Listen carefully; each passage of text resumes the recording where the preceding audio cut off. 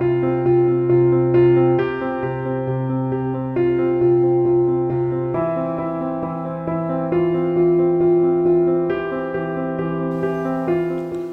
a paz do Senhor, sejam bem-vindos à nossa aula número 2 do curso bíblico Nossa Missão. Na primeira aula, falamos sobre o princípio bíblico de ser membro do corpo de Cristo. E também falamos, com base nesse princípio bíblico, falamos sobre ser membro da igreja local, da igreja evangélica Avivamento Bíblico, dando orientação sobre estatuto e constituição da igreja, logicamente, tudo isso com o princípio bíblico que é primordial para entendermos o que é ser um membro do corpo de Cristo. Na aula de hoje, vamos falar sobre história, organização e propósito da igreja evangélica Avivamento Bíblico. É importante começar dizendo que há várias denominações cristãs no mundo. Cada uma tem sua história e características próprias. Cremos que essas multiformes são meios de alcançar todos os tipos de pessoas. O rico, o pobre, o culto ou inculto, o extrovertido, o introvertido, o jovem, o idoso, o moderno e tradicional. Cada igreja tem sua identidade e cabe a cada um adequar-se àquela que tenha sido chamado por Deus para servir. É claro que já iniciamos esta aula também trazendo um alerta. Não convém ficar transitando de denominação para denominação. É preciso permanecer em uma denominação que pregue o verdadeiro evangelho, viva em amor, comunhão e cumpra a missão. Então vamos falar, nosso foco aqui nesta denominação Igreja Evangélica Avivamento Bíblico. Então vamos falar sobre a história desta igreja. A origem da IEAB remonta à década de 1940 e está relacionada a um grupo de crentes metodistas das igrejas de Tucuruvi e Vila Mazei, bairros da capital paulista. Isso nós estamos falando do ano 1945. Muitos daqueles cristãos receberam poderosa manifestação do Espírito Santo, sendo revestidos de poder, como em Atos 1:8. Assim tiveram suas vidas mudadas completamente, tornando-se fervorosos servos dedicados ao Senhor Jesus. Muitos foram curados de enfermidades, renovados espiritualmente e experimentaram o poder da oração. Então, formaram o grupo do clamor por avivamento espiritual dentro da igreja metodista. Este grupo era denominado Grupo de Clamor. Então, aqui já se tem uma característica bem própria do avivamento bíblico. Algumas outras denominações, se tem, por exemplo, círculo de oração, ou grupo de oração. No avivamento bíblico se tem grupo de clamor, faz parte da nossa história. Grupo de clamor. Foi assim que surgiu o avivamento bíblico. E esse grupo, então, trouxe impacto e despertamento às igrejas metodistas destes bairros de Tucuruvi e Vila Mazei. E a mensagem pregada desse despertamento foi liderada pelo então seminarista Mário Roberto Lindstrom, que cursava a Faculdade Metodista de Teologia em Rude Ramos, São Bernardo do Campo, São Paulo. E em certa ocasião, enquanto orava ele recebeu o batismo no Espírito Santo e o Senhor mandou que ele pregasse um avivamento espiritual na igreja metodista. Em 1946, se reuniram a ele dois novos seminaristas, dois novos estudantes que chegavam na faculdade metodista para estudar. Eram eles Oswaldo Fuentes e Alídio Flora Agostinho. Recém-chegados à faculdade, ambos foram também visitados poderosamente pelo Espírito Santo.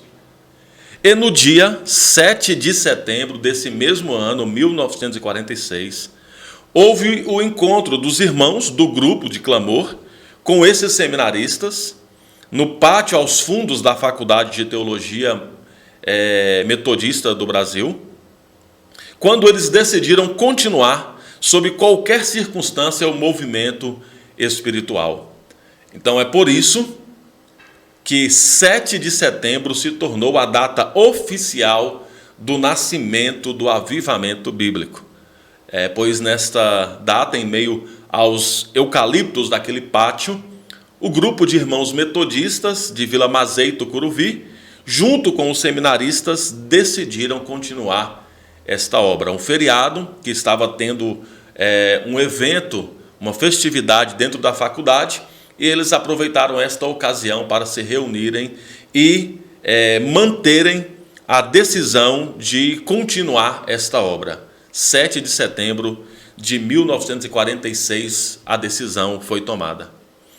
Como era de se esperar, esse grupo não pôde ser tolerado por muito tempo no seio da Igreja Metodista e teve de sair e organizar-se, escolhendo então o nome Igreja Evangélica Avivamento Bíblico. A primeira igreja foi fundada no bairro de Jaçanã, na capital paulista.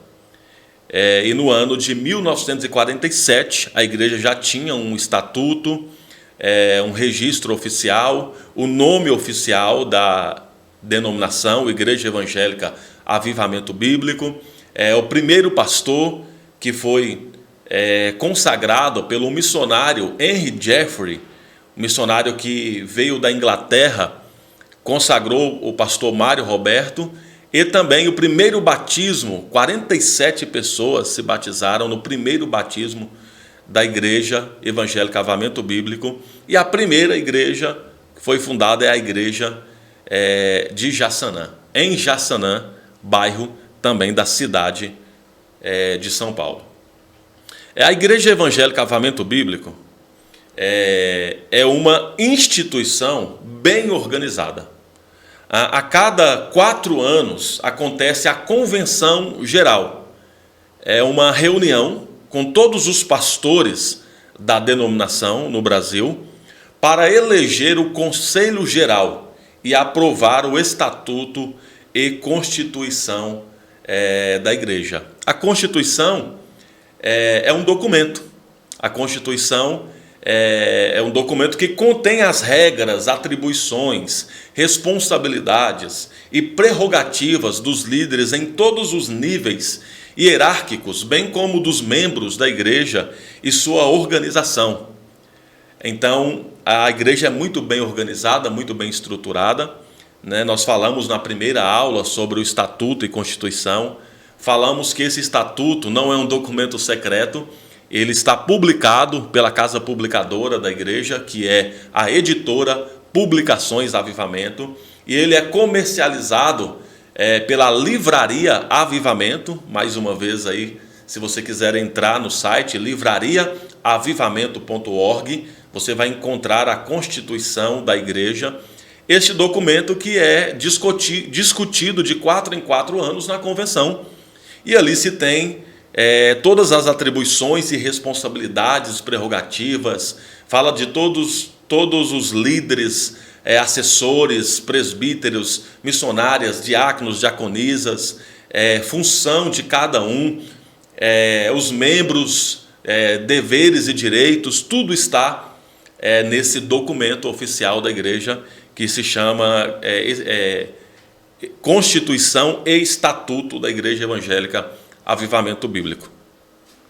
Podemos dizer de forma resumida, a estrutura administrativa da igreja é a seguinte: o Conselho Geral, esse é o órgão que administra a igreja no âmbito geral, composto pelo presidente, vice-presidente, secretário, diretores gerais e superintendentes regionais, todos eleitos na convenção geral nos termos da lei da igreja.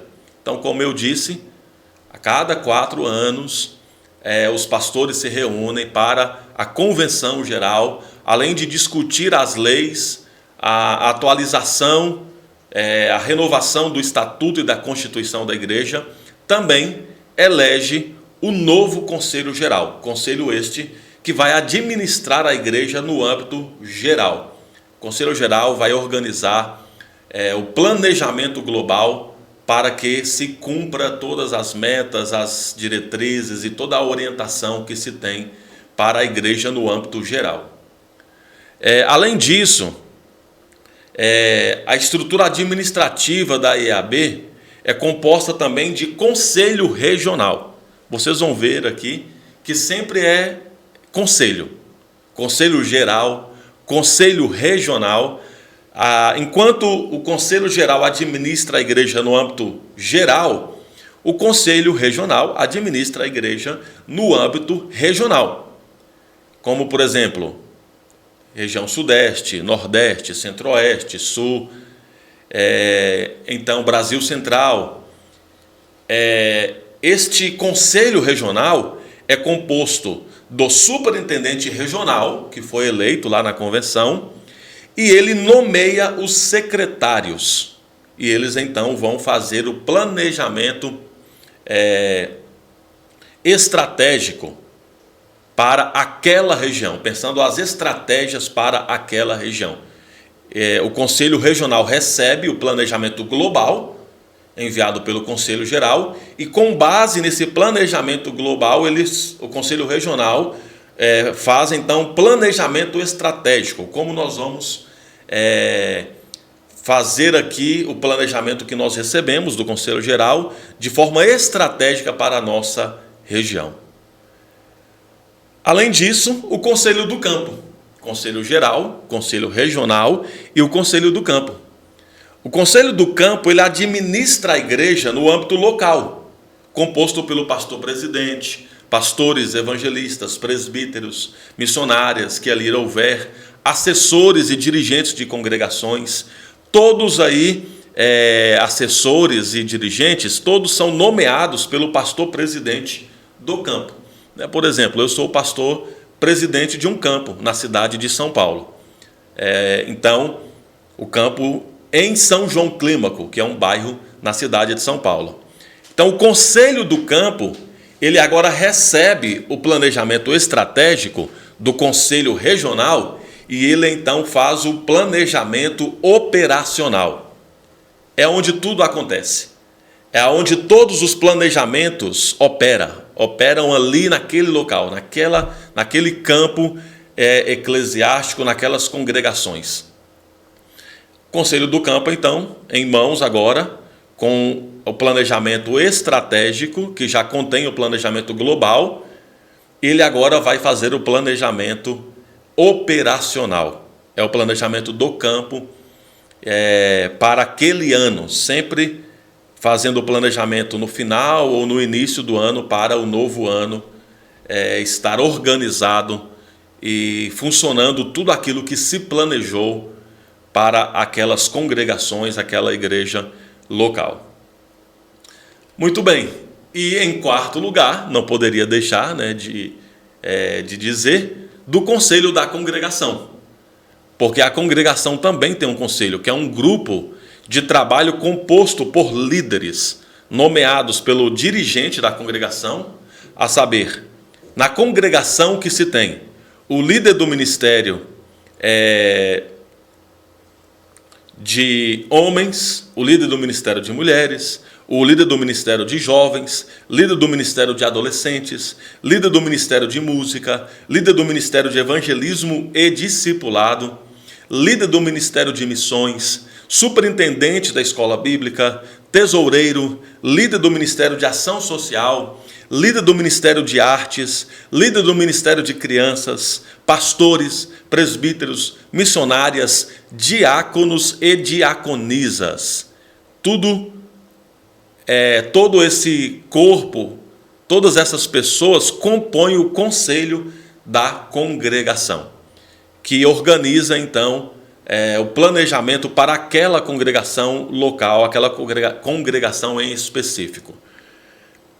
Veja que de fato, na congregação onde tudo acontece. É o operacional, de fato, onde tudo acontece, os ministérios acontecem, e a Constituição da Igreja ainda diz que uma congregação pode ter quantos ministérios for possível. Então, por exemplo, não tem aqui o ministério de mídia nessa lista que eu falei, mas pode montar um ministério de mídias. Não tem o ministério de eventos, por exemplo, mas pode montar um ministério de eventos.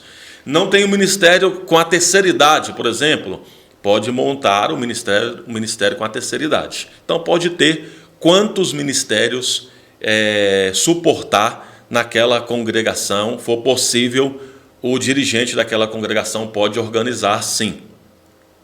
Essa é a nossa estrutura. Veja que é uma igreja bem organizada, sempre com base no planejamento e buscando a direção de Deus para que as coisas aconteçam de forma organizada. Qual é a missão da igreja?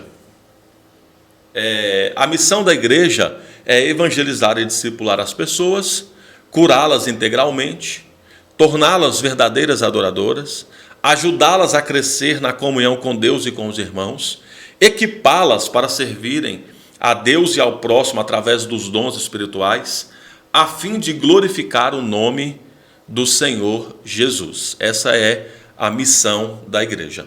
Uma breve explicação, porque nesse curso nós estamos falando da missão.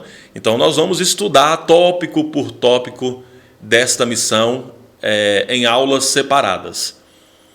Mas aqui para essa aula de hoje, que estamos falando sobre história, organização, estrutura da igreja, é importante dizer que quando nós conhecemos a igreja, nós nos compromissamos, ficamos comprometidos com ela. Então, por isso que nós precisamos conhecer, né, a missão e os nossos compromissos, tanto dever quanto direito. Muitas pessoas frequentam as igrejas sem entender o real significado da conversão. Portanto, adotam uma espécie de igrejismo, sabe? E não expressam a vida de Cristo. A conversão envolve total comprometimento com Cristo e sua causa. Então, segue abaixo aqui, eu vou mostrar para vocês, na sequência aqui, eu vou dizer para vocês sobre as atitudes esperadas de um membro da IEAB, mesmo que nós vamos estudar isso mais detalhadamente. Mas eu digo o seguinte, é necessário que o membro se envolva em nosso programa de desenvolvimento oferecidos pela igreja, os programas de evangelismo e discipulado, escola bíblica, escola de ministérios, cultos, pequenos grupos, além de promoverem o crescimento do reino de Deus e contribuírem para o desenvolvimento do cristão. É necessário também que o membro cumpra a missão, ou seja, evangelize e discipule. O membro deve se comprometer com a tarefa de evangelizar, instruir, aconselhar as pessoas. O membro deve ser também aquele que leva a cura integral, ou seja, ao evangelizar e discipular, nós vamos nos deparar com diversas mazelas que afetam as pessoas. Através da pregação, da oração, do acompanhamento, do evangelismo, do discipulado, nós nos tornamos instrumento de cura completa, cura integral. Na questão de torná-las verdadeiras adoradoras, nós precisamos, como membros, entender o princípio da verdadeira adoração, viver de uma maneira vibrante. A adoração não é só cantar, a Adoração é um estilo de vida, é estar junto com a igreja, celebrando, é dar bom testemunho, é se render a Cristo. Isso é adoração, se prostrar diante dele, que é o Senhor e Salvador Jesus Cristo. Também, no aspecto ajudar a crescer na comunhão com Deus e com os irmãos, espera-se que cada membro incentive uns aos outros a estarem juntos nos cultos, nos lares, orando, contribuindo, crescendo na graça, no conhecimento de Deus. Tendo consciência da nossa unidade, tendo consciência que é a nossa unidade que vai demonstrar a nossa identidade de servos do Deus vivo. Também no aspecto da missão, que diz que devemos equipá-las para servirem a Deus e ao próximo através dos dons espirituais, espera-se que cada membro possa contribuir para que as pessoas entendam e aperfeiçoem os seus dons e talentos e atuem nos ministérios da igreja, tais como intercessão, evangelismo, ensino, louvor, visitação, libertação, liderança. Ou seja, cada um entendendo o seu dom e onde ele deve se posicionar para servir a Deus e ao próximo através desta dádiva que Deus concede, que é o dom espiritual. E, por fim, esse aspecto da missão a fim de glorificar o nome do Senhor Jesus. Ou seja, toda a igreja demonstrando às pessoas a importância do contínuo exercício da humildade e altruísmo e, consequentemente, evitando a soberba, o orgulho, o egoísmo, e ensinando as pessoas a atribuir toda glória a Deus. Não só em palavras na hora de culto, brados de glória e aleluia, não só nesse momento, mas em tudo, dando toda a glória, reconhecendo Deus em tudo, reconhecendo que nós não somos nada e que precisamos do amor, do perdão, da graça de Deus em nossas vidas. Toda a glória seja dada a Ele. Então essa é a missão que cada membro da IEAB deve viver e também ensinar. Então é isso para a aula de hoje, Essa é a nossa história. Assim iniciou-se o avivamento bíblico em 1945 como um grupo de clamor, um grupo de oração, ali um ministério de reavivamento, com uma mensagem bem específica, para o reavivamento. Então assim nós iniciamos em 1945. As pessoas que iniciaram experimentando o poder da oração, os milagres, a manifestação do Espírito Santo, iniciou-se como grupo de clamor. E depois, em 7 de setembro de 1946, aquela reunião que decidiu então manter o propósito e se deu o nome, oficializou. No ano seguinte, organizou o estatuto, foi consagrado o primeiro pastor, a primeira igreja, que é a de Jaçanã. Essa é a nossa história, a nossa estrutura, o propósito do avivamento bíblico, a nossa estrutura, a nossa organização. Veja que somos uma igreja bem organizada e podemos nos alegrar por participar de uma igreja compromissada com a oração, com a palavra, com o avivamento, com a busca pelo Espírito Santo, pela santidade. Então nós podemos nos alegrar em nosso Deus por fazer parte desta igreja, que é uma igreja consolidada e uma igreja bem organizada. Louvado seja o nome do nosso Deus por esta igreja, pela sua vida, porque nós somos a igreja, Quando diz sobre igreja, não dá para dizer eu sou a igreja. Igreja é sempre no plural. Nós somos a igreja de Cristo, e o avivamento bíblico é a igreja local aonde Deus nos colocou para cumprir a missão. Estejamos focados e empenhados nisso. Deus abençoe. Então, estamos encerrando esta aula. Na próxima aula vamos falar sobre os princípios éticos e gerais da IEAB. A paz do Senhor para você. Deus te abençoe. Até a próxima aula.